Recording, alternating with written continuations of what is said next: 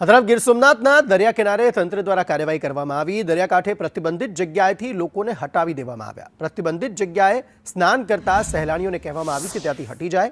જિલ્લા મેજિસ્ટ્રેટ દ્વારા જાહેરનામું બહાર પડાયું હતું। પ્રતિબંધ છતાં લોકો દરિયા કિનારે સ્નાન કરી રહ્યા હતા। લોકોની સુરક્ષાના ભાગરૂપે આ કાર્યવાહી કરવામાં આવી।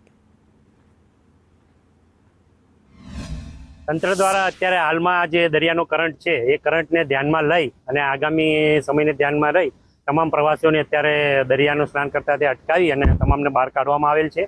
અને જ્યારે પણ આ લોકો જ્યારે સમુદ્રમાં સ્નાન કરે છે ત્યારે તંત્ર તરફથી એટલે કે પોલીસ ડિપાર્ટમેન્ટ તરફથી જાહેર કલેક્ટર સાહેબના જાહેરનામાના અંતર્ગત ગુના દાખલ કરવામાં આવે છે। ગઈકાલે हाल संभावित चक्रवातनी परिस्थिति है અને अरबी समुद्रमा दरियो है ते गांडे तूर है। बीजी तरफ सोमनाथना समुद्रमा स्नान करवू के मोजानी मोज माणवी उपर जिला मेजिस्ट्रेटनु जाहेरनामું છે જે प्रतिबंधात्मक है। खास करीने सोमनाथनो दरियो है ते अति जोखमी है।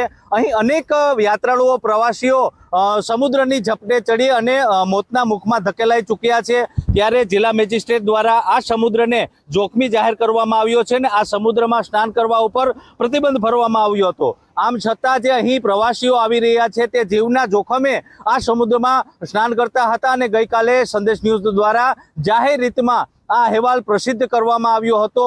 જિલ્લા કલેક્ટરનું જે જાહેરનામું છે તેનો સરેઆમ ઉલ્લંઘન થઈ રહ્યું હતું અને લોકો પ્રવાસીઓ જીવના જોખમે સમુદ્રમાં સ્નાન કરી રહ્યા હતા।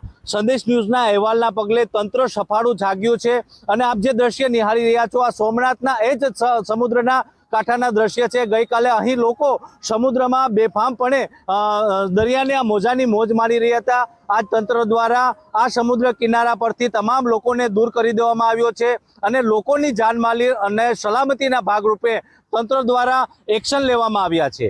રાકેશ આહિર, સંદેશ ન્યૂઝ, ગીર સોમનાથ।